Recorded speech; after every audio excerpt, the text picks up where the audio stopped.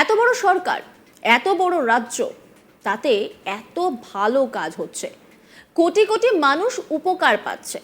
কোথাও কোনো ভুল ত্রুটি অন্যায় ঘটতেই পারে। নিজেদের ভুলের কথা তাহলে কি সত্যি সত্যি স্বীকার করে নিলেন কুণাল ঘোষ? কিন্তু কি সেই ভুল, আর কেনই বা তিনি এই কথা বললেন, সেই নিয়ে কিন্তু প্রশ্ন উঠতে শুরু করেছে। শুক্রবার সাংবাদিক বৈঠক করেন তৃণমূল নেতা কুণাল ঘোষ। সেখানে সাংবাদিকদের মুখোমুখি হয়ে রাজ্যের বিরোধী দলকে একের পর এক আক্রমণ করেন তিনি। বিজেপিকে বিততে গিয়ে তিনি বলেন, এত বড় সরকার, এত বড় রাজ্য, তাতে এত ভালো কাজ হচ্ছে, কোটি কোটি মানুষ উপকার পাচ্ছে। কোথাও কোনো ভুল ত্রুটি অন্যায় ঘটতেই পারে, 0.0001%। সেটা কানে আসার সঙ্গে সঙ্গে মুখ্যমন্ত্রী কড়াভাবে ব্যবস্থা নিচ্ছেন। এটা অন্য কোনো দল করে না।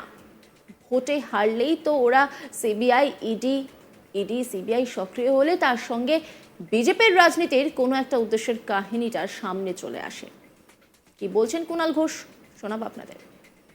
এত বড় সরকার, এত বড় রাজ্য, তাতে এত ভালো কাজ হচ্ছে, কোটি কোটি মানুষ উপকার পাচ্ছে, 99% বেশি কাজ ভালো হচ্ছে। কোথাও এটা তো সমাজ, তো কোথাও কোনো ভুল ত্রুটি অন্যায় ঘটতে পারে 0.0001%।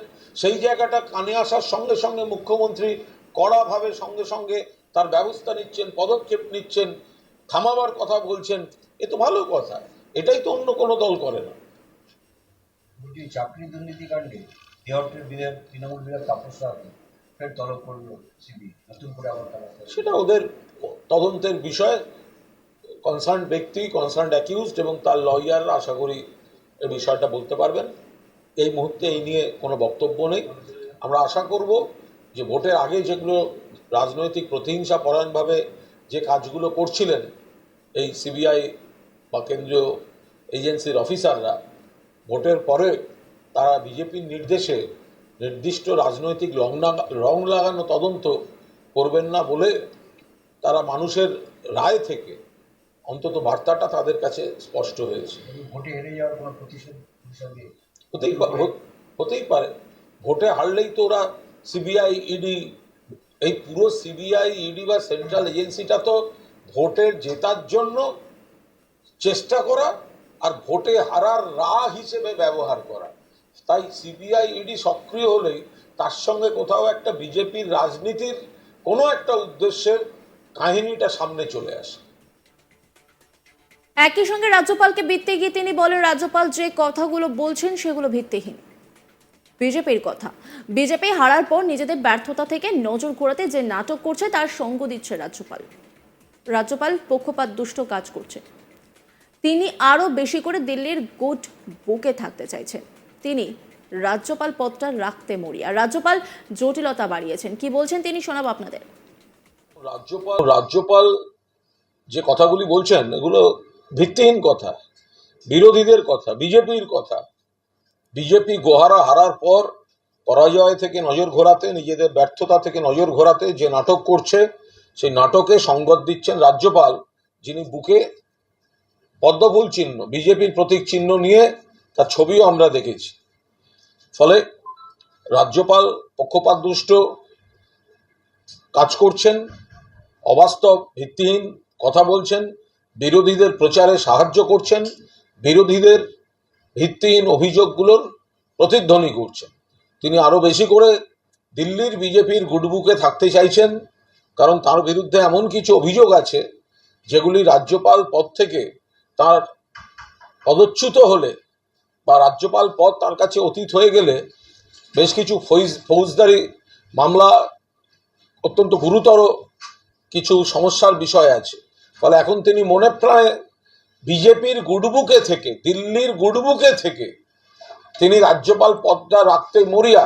সেই জন্য আরো বেশি করে তিনি বিজেপি সাজছেন। বিধায়কদের শপথ গ্রহণ নিয়ে রাজ্যপাল সেটার উত্তর না দিয়ে অন্য একটা চিঠি দিলেন, সেটা জটিলতা বাড়তে পারে বিধায়কদের শপথ গ্রহণ। রাজ্যপাল একাধিক ক্ষেত্রেই মসৃণ কাজকর্মের বদলে জটিলতা বাড়িয়েছেন। এখন যে জায়গাটায় উনি অপ্রয়োজনীয়, যেখানে ওনার কোনো বাধ্যতামূলক জায়গা নেই, সেই সমস্ত জায়গায় উনি জোর করে ঢুকতে চাইছেন, জটিলতা তৈরি করতে চাইছেন।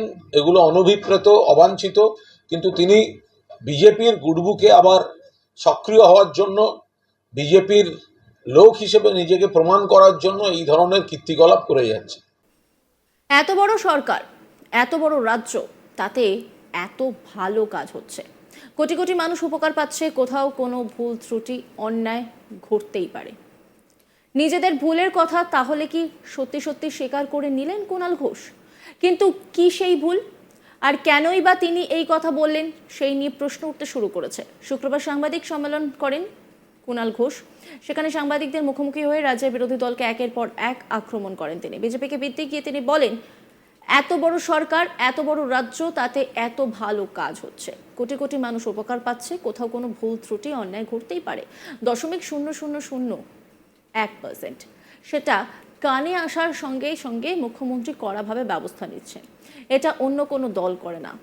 ভোটে হারলেই তো ওরা সিবিআই, ইডি সিবিআই সক্রিয় হলে তার সঙ্গে বিজেপির রাজনীতির কোনো একটা উদ্দেশ্যের কাহিনী সামনে চলে আসা। কি বলছেন কুণাল ঘোষ, শোনাবো আপনাদের। এত বড় সরকার, এত বড় রাজ্য, তাতে এত ভালো কাজ হচ্ছে, কোটি কোটি মানুষ উপকার পাচ্ছে, 99% বেশি কাজ ভালো হচ্ছে। কোথাও, এটা তো সমাজ, তো কোথাও কোনো ভুল ত্রুটি অন্যায় ঘটতে পারে 0.0001%। সেই জায়গাটা কানে আসার সঙ্গে সঙ্গে মুখ্যমন্ত্রী কড়াভাবে সঙ্গে সঙ্গে তার ব্যবস্থা নিচ্ছেন, পদক্ষেপ নিচ্ছেন, থামাবার কথা বলছেন। এ তো ভালো কথা, এটাই তো অন্য কোনো দল করে না। বলছি চাকরি দুর্নীতি কাণ্ডে দেহটের বিধায়ক তৃণমূল বিধায়ক তাপস রায়কে ফের তলব করলো সিবিআই, নতুন করে আবার তারা সেটা ওদের তদন্তের বিষয়। কনসার্ন ব্যক্তি, কনসার্ন অ্যাকিউজড এবং তার লয়াররা আশা করি এই বিষয়টা বলতে পারবেন। এই মুহূর্তে এই নিয়ে কোনো বক্তব্য নেই।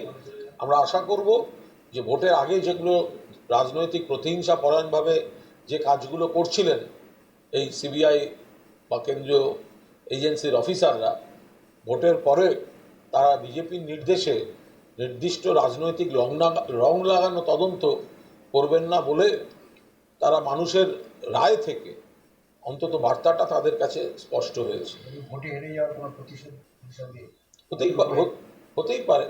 ভোটে হারলেই তো ওরা সিবিআই, ইডি, এই পুরো সিবিআই, ইডি বা সেন্ট্রাল এজেন্সিটা তো ভোটের জেতার জন্য চেষ্টা করা আর ভোটে হারার হিসেবে ব্যবহার করা।